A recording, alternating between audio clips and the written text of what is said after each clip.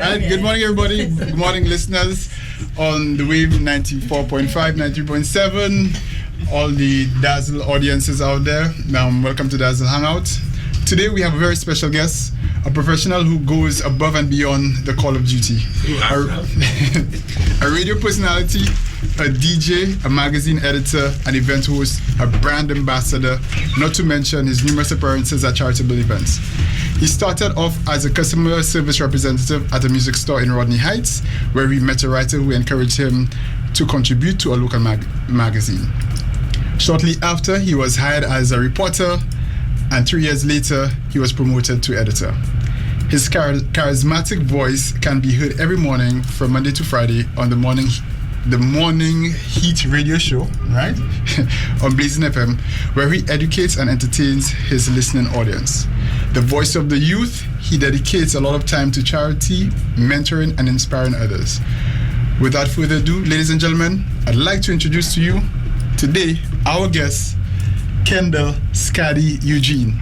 Yay! Hey, I'm here. Hey. Finally made it to Dazzle Hangout. Yes, of course. How you doing? Morning, everyone. I'm good. Thank you very much, man. Thanks for having me, bro. It's always weird to hear Kendell Eugene. I'm like, oh, yeah, man. It's weird for me, too. Yeah. It's weird for me, too. Yeah, I knew the name Kendell a long time, even before Scady. Even as I mentioned, the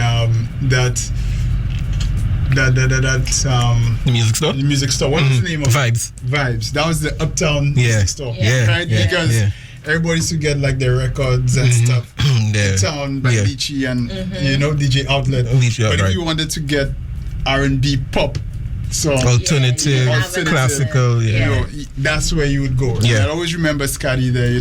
We'd always have like interesting conversations. That's over like 15. Wow. Probably 20 years ago, if so much. Yeah. Probably, bro. Time, that was like 2004. Yeah. What's it? Wow. Yeah, about that. Yeah, so tell us how it is, being Scady Dot P, the editor of the You magazine. Like, how did it start? Now, it's tiring. I can imagine. It's tiring. Funny enough, I don't feel fatigued all the time, but I can tell you there are times I look at my shirt and I'm like, boy, how will I get that done? Feeling like there are very few hours in the day. But outside of it being tiring, it's fun. I don't think I've been upset more than twice a year. Right. So it's really fun. Because you love what you do. Yeah, it's a cool life to live. If I keep telling people, if you do if you ever get to do a job that you love, something that you have dedicated your life to, and it's not something that's forced, then you're going to have fun with it. And I've been very fortunate and blessed to do what I love for so long that it doesn't even feel like work. So when you wake up in the morning, there are people who wake up in the morning and be like, wow, boy, I have to go to work today. When I wake up in the morning, I look forward to my job. So it's always a smile on my face when I get to work. I will lie and tell you that there are times when you wake up and you only be like, I feel like staying in bed. But it's not because you don't want to go to work. It's just because your body telling you you need a reset. Yeah, because you do so many things. But so how long have you been the editor of the You magazine? Wow. The You magazine, I think, is in its teens now, and I started there. Well, I don't want to be wrong. I think maybe in 2006. 2006. Maybe 2006. But is that something that you wanted to get into at that time? At that time, what were you doing at that time? At that time, all right. Let me give you what my life goal or the dream was. The dream was to work at a music store. And to then move on to the radio. That's what I wanted to do. Okay. So print journalism was never really a part of what I wanted to do. But at school, I always had this knack for writing. And English, surprise, surprise, was one of my strongest subjects. I always used to top the school in English. I didn't know it because I never really went around checking. But one term, my English teacher, Miss Clement, and she's now teaching in Sabre. I think she's the director of the school, or vice director.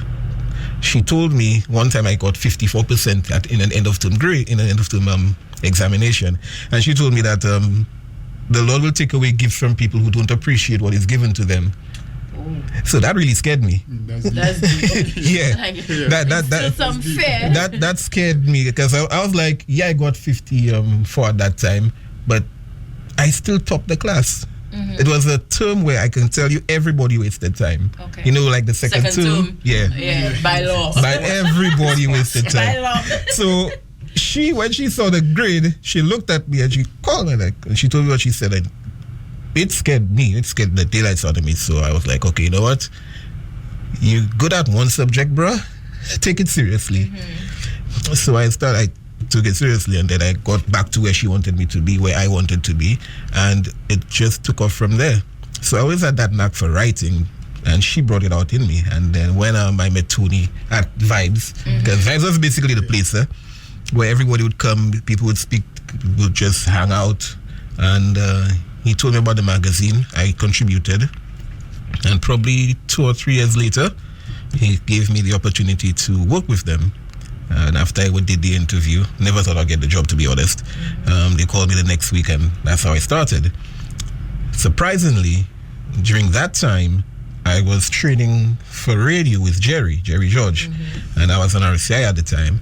And when I got the call from Jerry that RCI, it's a holiday, it was Independence Day, the 22nd, and he told me they need somebody to come in. Can I do it? Young at the time, getting to play music, getting to talk. Of course I'll do it. Look at what I was doing that time. I can't remember what I was doing on that day. Rushed down to RCI. I got the one day gig, did that, enjoyed myself thoroughly. And the next week they called me and told me, well, there are weekend slots opened. Would I be interested? Jerry gave me some advice on what to do, how to approach it. And the rest is, as they say, history. This is where I am now. And you were able to juggle the two simultaneously? Yeah, after, of course, say a lot of thanks to Thomas. That was my boss at the time at The Voice. And I told him, I'm doing this job. And I didn't have a morning show yet. It was just the Saturday and Sunday. So I told him, okay, I'm doing radio. He said, well, that's great. That could work in tandem with the U magazine. And I'm like, yeah, you're right. And then we started talking about how I can better myself on air using the U, reading, etc., etc., etc. And, oh, good, he's not there. Mikey was one that really started me out in radio because the training I got was down, that prepared me for Jerry's school, was when we were in the American Drywall building upstairs there. That's where I really started. So I had all of that training, and this is one thing he always instilled in me, Mr. Rogers, was read. Read, yes. Gosh, yo, if you don't like reading, this is not the job for you. Because I had to read everything. I had to be on the money for everything, and it became like a competition for me to know things before him. And the only and you'll never admit to it. Yeah. I hope you're listening, man. All right, to know things before him. And he had this sneaky way of asking you something, like pretending he already knows. Still does. So whenever he started, I'm like, all right, I get you on that one. But he'll never admit it. Yes. But just knowing that, all right, cool, I had that one there. It basically gave me the zeal to continue, and that's how we I decided, you know what, I have a good vibe with that. Let's do it. When Thomas told me, okay, cool. When I finally got the morning show, told him, all right, the show ends at 10. Will it be a problem with working? And it didn't give me any issues. He told me, well, now you could put the work down. So the morning show you're talking about is the morning The heat, morning heat, yeah. right? All So right. how did you get that opportunity?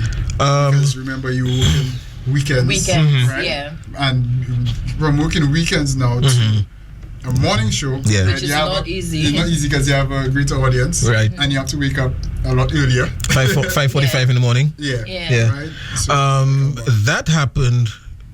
The morning show I did, I started mornings on RCI on a Sunday, and I used to do this Saturday afternoons.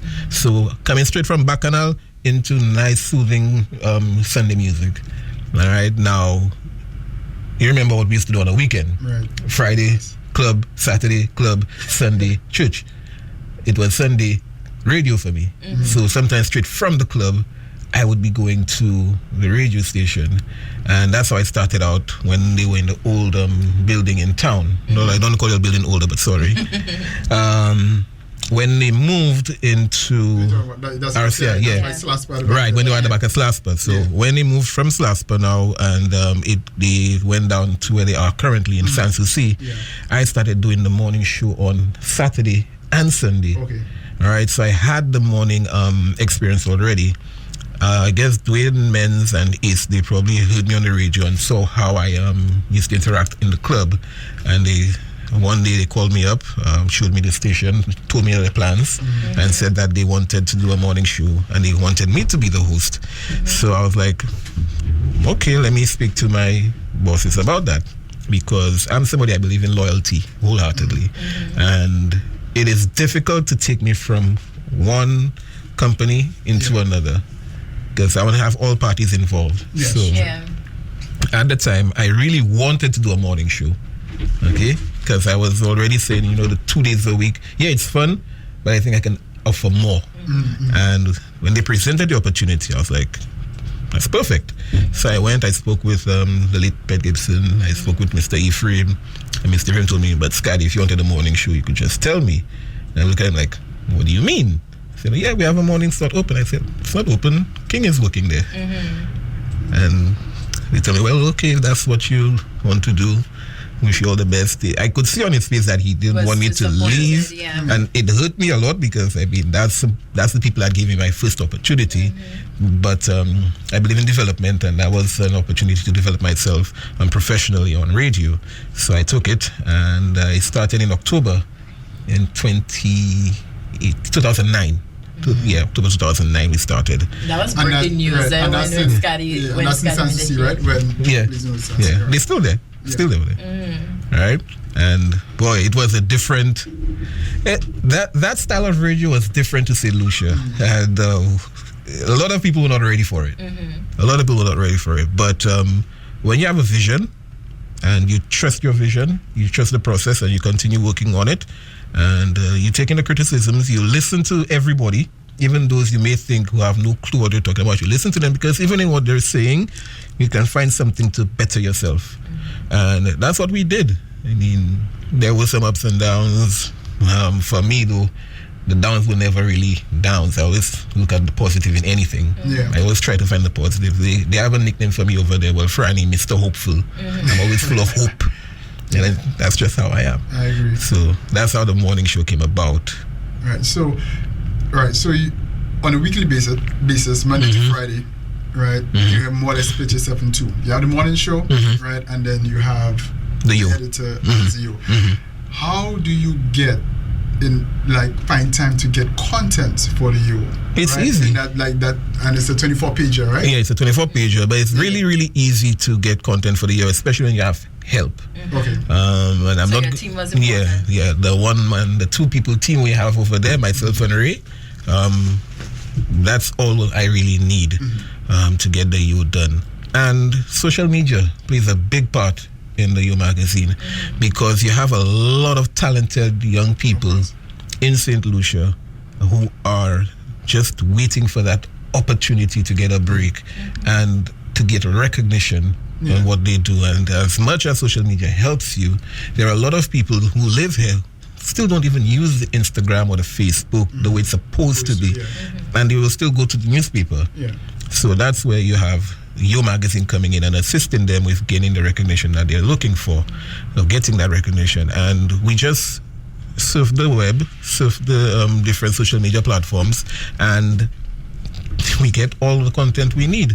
There are people who reach out, which is very important as well. Those with their agents or those with their managers, they will reach out to the U and say, we would like for you to feature that person. And that's how we get our content as well. So it's really, really.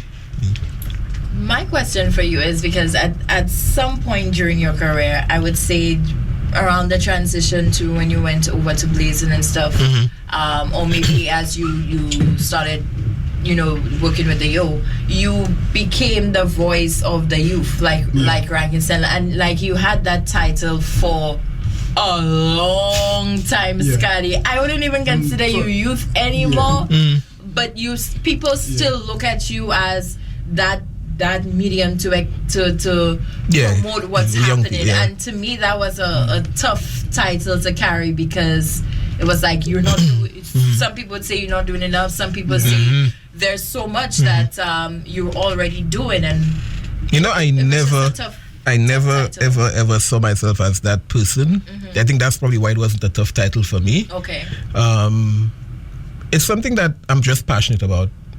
All right, seeing young people get their break, because I remember when I was starting out. I may make it sound like it just happened 1, 2, 3, 4, but it didn't happen like that. I remember getting so much. Not really. Yes, it was a struggle. I got so much fight to do certain things. For example, hosting a show. You would see me on a stage now hosting a show, laughing, getting a good jumping in a crowd, all that. Not like HP. Sorry, my friend. And you would think, hey, it just came, but it didn't just happen. There were a lot of speed bumps along the way, a lot of people who don't think you have what it takes to do the job, and you have to prove yourself all the time.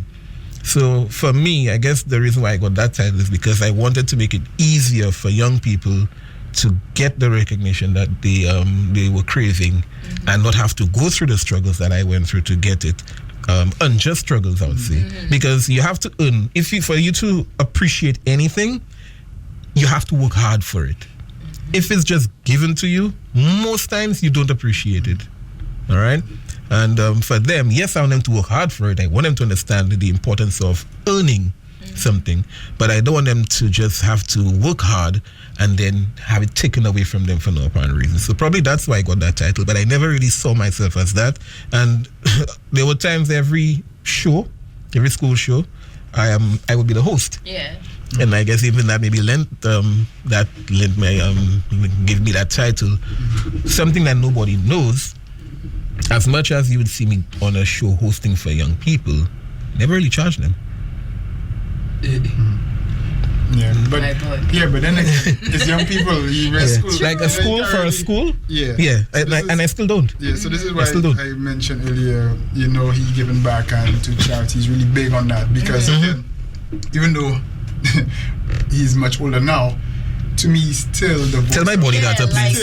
Still the voice of the youth because a lot of younger individuals, the preteens, teenagers, they look forward to the yo every single Saturday. Saturday, and not only that, now we have the Instagram, Facebook, etc. But now our social media pages, still being able to connect, So for me, that's very admirable, of him, and of course. I know he does a lot of speeches. He talks to a lot of kids all the time. Yeah, I forgot that. Yeah, right. And these are things you can't really put a price tag to. You understand? Yeah. But it's just inspiring. And for me, an entire nation, because again, the people, they grow up, and they'll always remember the yo coming up, So tell us how it was when you were featured in Dazzle and being able to tell your story, because I know as an editor you were the one who always penned the profiles, the features, the stories, but now and to actually be the one being featured. Yeah, being featured. It was strange. It's the reverse. So tell us about that. Roles reversed. From Dazzle was the magazine that got the feature first. And I'm not saying that because, Rankin is my partner and Rankin has owed me a boat ride for almost 10, 20 years now. But I have always shied away from doing interviews because I never want it to be about me. Okay? I rather it be about, the product that I'm pushing or the place that I'm working or the people I'm working with. For example, Ray right now, I'm on vacation and Ray is doing the magazine on her own. Okay, so I'd rather the focus shift on people who put the work in, the people who are never seen. When Alana called me and told me she would like me to be featured, and I'm like, boy, Ariel, no. And they're thinking, you know what? Okay, it's Rankin. When I called Rankin for his feature the last time, he did it for me. Right. Yeah. All right, so go ahead. So I went in and I did it. It was different because, like you said a while ago, I'm the one who normally asks the questions. I'm the one who would write. I'm the one who take the pictures. Even posing, I had an issue with posing. Man, that's not my life, fam. All right. But it basically brought out information about myself that I had forgotten. All right, and I have to shout out what's brother's name? The one that interviewed me. The Imran? Yeah, Imran. Yeah. He's really good. Yeah. And I think I don't know if I told that wrong, but I wanted to steal him right there. Really, I wanted to take that, just reading by the voice one time. I'm like, boy, you good. All right, he's really, really good. And when I saw the finished product, I'm like, so he really is good. Still working. All right, because how he crafted it. Not even I will be able to do that for myself, about me. Yeah. But for somebody else, I guess I can. Yeah. But it was a different experience, a different feeling. I was happy to do it finally, to get it out there. And when I left, I was like, I forget to tell him that, And then a few days later, he calls me, so I'm just writing down. Is there anything else? Right. That boy really good. Who taught him? All right, so yeah, it was different, but it's something that I'm very appreciative of. I'm happy I did it. Right. I didn't know I was going to be on the cover. Star boy. For everybody out there, we don't tell anybody that they're going to be on the cover. Okay. It all depends on your on the article, and then we decide. But we never set out and say, okay, you know what? We're going to feature XYZ on the cover. Okay. And as I said before, Scady has done a lot of good work over the past. For quite some time. Yeah. And yes, I do owe him a boat ride because Scady was one of the individuals when we used to DJ and have events. He was always there. Every single boat ride, every single event, from Great House to Indies to the wharf. Yeah, the foam fit, our last foam fit at the wharf. Yes, that's right. Yeah. And yes. We bring back a lot of memories. No, but Sana, if you only knew, fam. That was a good life, fam. It was a good life. So let me ask you, Scady, because you were able to stay on point with the magazine and everything, but in terms of radio, you've been doing it for quite some time. Yeah, 10 years and now. It's a tough industry to be in. Yeah. How were you able to stay relevant? There was a point in time where you added the dot. P. The dot in P. Yeah. Because it was just Scady. Yeah. Then we heard, you changed your name like P Diddy, the Scady Dot P. So was that all part of you trying to stay relevant or to just, keep evolving as a media person? I think the best answer would be to say yes. That's what was the idea, but really it wasn't. So the really stupid story to make certain people laugh, but the dot P came about when Jay-Z had those S. Carters, the shoes that Reebok did. That so one afternoon I could have like, Jay-Z doing shoes now, S. Carters. I'm like, that's why I can do shoes too, I watching BT. I just said I can do shoes too. I'll call my shoes the dot P's. And that time we had, I think it was High Five. Yeah, so I just put dot P in the name, and I say, they have a nice ring to it. I just called myself dot P for a while. Now, what used to happen during that time was they had a lot of MCs. Same with a lot of DJs. Now we have photographers, and once upon a time they had a lot of models. Yeah. Once upon a time they had a lot of DJs. He had a lot of DJs. I mean, true. So I was like, yes, I can DJ, but you have too many DJs in St. Lucia now. I'm not going to fight for an industry that I know I can contribute in positively, have a great impact. I'm just going to stay in that industry but do something different. Right. So I became MC Scady. Yeah, that's right. All right. Yeah, I remember that. Yeah. And like Scady. 2 years after, and by the way, nobody could have gotten the name right. And even today, people still don't get the name right. The Scady, yeah. Fam, I had a spelling on my name one time for my very first event we had. The person spelled my name Scadyd. So I'm like, you know what? I'm okay. Leave it alone. I'm good. When they see me, they'll know. So after that, now we had they had like a lot of MCs just popping up everywhere. I'm like, you see it? So I forget about DJing. I'm MCing. Before it used to be just two of us, Bounty B and myself. All right, who's now Bounty Hype? Yeah. And now we have a whole lot of MCs all over the place. You know what happened? I'll just drop the MC from my name. Just go to Scady. All right. that one never really took because people didn't care to drop the MC. It was always MC. So I said, you know what, okay, let's go Scady Dot P. So then I just had the full name. So I gave myself my nickname, a first and a last name. Okay. So the first name is Scady, the last name is Dot P. Yeah. All right. What the P stands for? I've been tempted to give the P a meaning. Right. The P really has no meaning, bro. It really does not have a meaning. But then it came up that, you know, since everyone was asking me, what does the P stand for? I'm like, you know what? Pay me. That's what it stands for. Pay me. Nice. But it doesn't have a meaning. There really is no meaning to the P. Because remember when you MC'd, you did for play. Yeah, You went it was myself on play. For a long time. Oh, yeah. Because I think that was, yes. apart from myself and Smokes. Yeah. That you was guys a were the duo. only Yeah, duo. that was a duo. Everybody was more or less single. Yeah. And then DJ, like, it was Cleus, Right. Lychee, Right. Sheen. Everybody was like, Well, I actually one-man started out army. with Sheen, eh? Yeah, I remember that. Yeah, I started with Sheen. Yeah, Yeah. Sheen. And the Sheen was Levi Chin Yeah. at the time. Right. But the duo, like a genuine duo like Raspy and these guys there, it was myself and Play and Rankin and Smokes. And for years then, that combination worked. I mean, the party scene was totally taken over by the two of us. And I think what really impressed a lot of people is that other MCs used to have to go back to their DJ to ask him, okay, what you play next? Yeah. Yeah, it It just was flowed. with me and Play. Like, I knew what was coming next. I didn't have to go back to him. So I always used to command the crowd and stay in front of the stage. But that part of me being the MC for a DJ, I loved it, but it wasn't something I always wanted to. I wanted to stay doing. I wanted to evolve and basically host a show.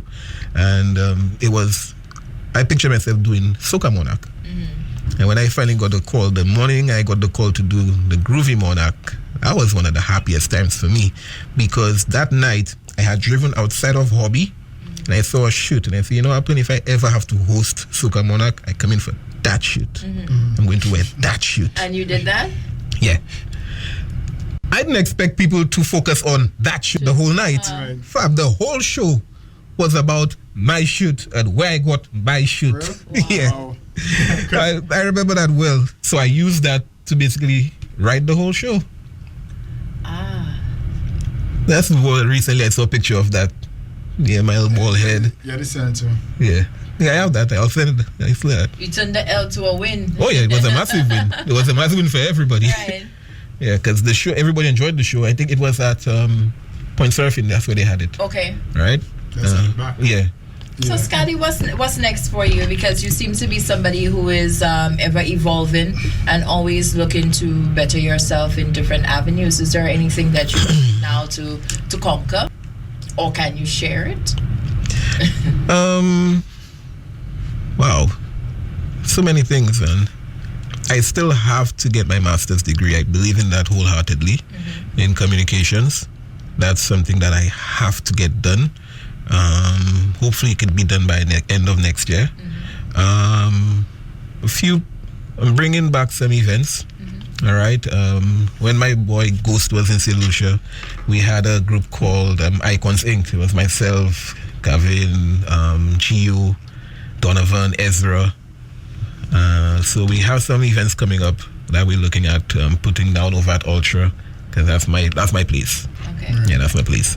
And something else is coming for the summer. Wait for it. Okay, in fact, yeah. Just make sure you see that there, Soca. No, SSA. I didn't see it. Oh, you didn't see, bro? All right, Soca. Yeah. All right. Okay. SSA. SSA. Well, cut it. That's the team. Like I say, Soca Sex and Alcohol. It's a group. Okay. Yes. Right. we've heard. They're based out Yeah. of New York, right? Right. So look out for something massive in the carnival time. Cool. We introduced it here last year. Well, this year. Boy, we had to turn people away. So we're going to be doing it a lot bigger this year. Next year. Okay. Yeah, next Looking year. forward to that. So we could read more on Scady's interview with Dazzle Magazine, That's issue right, 25. Right, How you do we get it? You could go online right now, dazzlethemag.com. Just search for it. It will definitely come Pop up, up. right? Once you type in Scady. Right? Again, you could Google Scady again as well, and he should come up as a Dazzle link. And for more information on Dazzle and all our features, right, you could follow us on our social media platforms, Instagram, Facebook, Twitter, and you can subscribe to us on YouTube, where this video or this interview will be uploaded. All right. All right, but well, thanks for having me here. Appreciate it. Thank you, for Scady. No problem. Thank you, Rankin. Dazzle Hangouts every Wednesday on the wave.